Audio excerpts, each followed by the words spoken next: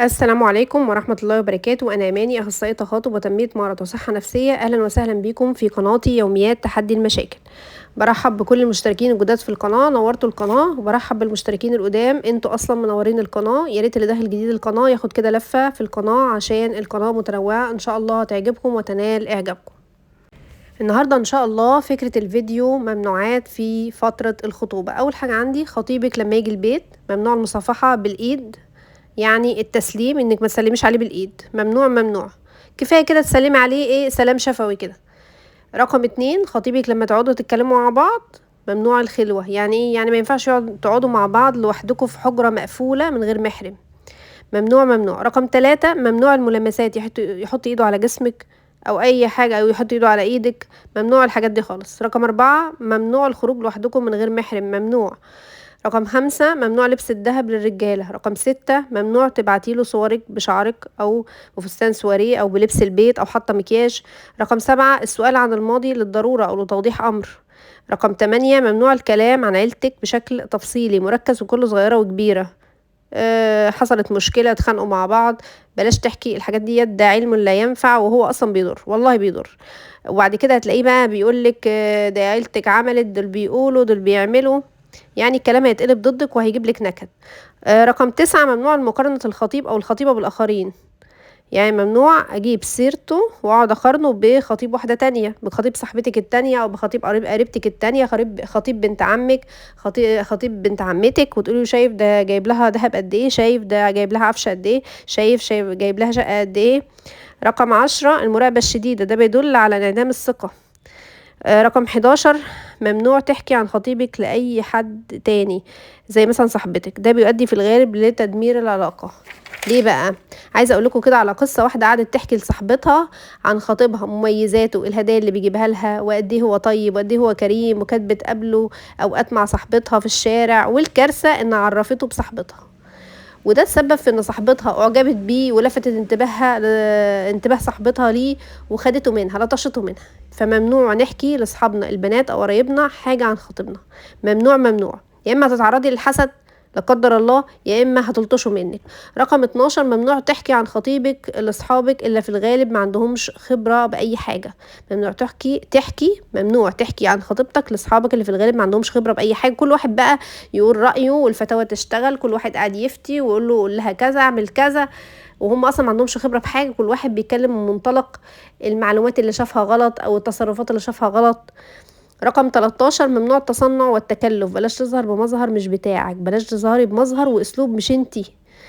زي مثلا تستلفي لبس عشان تقابلي بيه خطيبك من حد، لبس غالي، تحطي مكياج كامل، نوع برفان غالي مش بتاعك. خليكوا على طبيعتكوا احسن، عشان كده كده الحقيقة هتبان وشكلكوا هيبقى وحش قوي لما كل واحد يكتشف انه كان بيتصنع حاله. يعني مثلا واحدة صوتها واطي في فترة الخطوبة بتتصنع بقى صوتها واطي وهي اصلا عصبية جدا، ما هو هيكتشف على فكرة هيكتشفك انك صوتك عالي وتبقي خدعتيه وكدبتي عليه.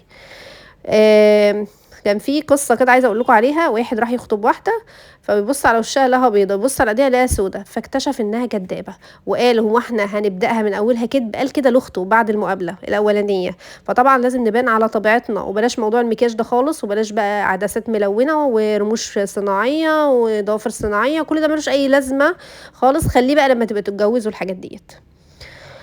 رقم 14، ممنوع الاهتمام الزايد، لان ده بيؤدي للخنقه. فكل واحد يتصل بخطيبها كل واحده تتصل بخطيبها وتفضل بقى ترغي معاه من 7 ل8 ساعات، او العكس هو يتصل بيها ويفضل يرغي من 7. في ناس بيقعدوا من 7 ل8 ساعات يرغوا، بيحكوا كل حاجه واي حاجه.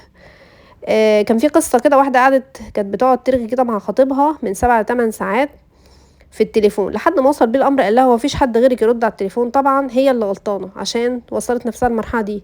هو حصل له زهق وملل وامتلاء وتشبع من كتر الكلام معاه. الكلام ده بيكون بحدود لدرجه انه ما يزهقش الطرف التاني. رقم 15، ممنوع الغيره الزايده، ممنوع الغيره من الخاطب لخطيبته او من الخطيبه لخطيبها. الخاطب بقى يقعد يقول لخطيبته ما تكلميش دي، لا ما تصاحبيش دي، لا ما تخرجيش، لا ما تروحيش، وانا هخليها تقطع اصحابها، وانا مش هخليها تخرج. رقم 16، ممنوع تجاهل المشاعر.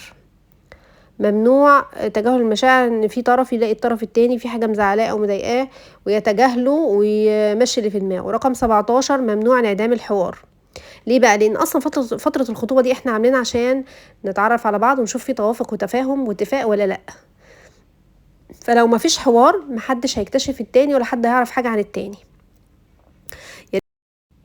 رقم 18 ممنوع كلام الحب والغرام في الخطوبة. ليه بقى؟ لأن الكلام ده هيأثر على الطرف التاني في العلاقة ويحصل له حالة تعلق عاطفي، ويخلي الطرف الآخر يتغاضى عن العيوب أو يتجاهلها لأنه تعلق بالطرف التاني.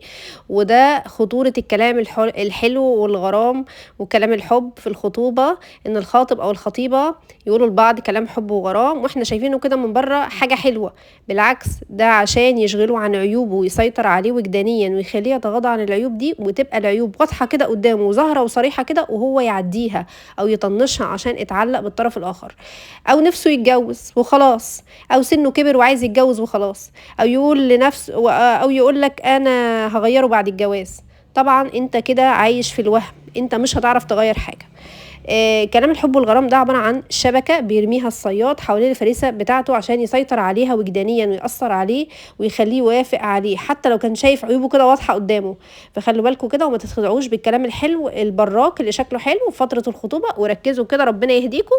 يا ريت بقى لو عجبكم الفيديو اعملوا لايك للفيديو واشتراك في القناة وشير للفيديو، واكتبوا لي كده تعليق حلو لو عجبكم الفيديو.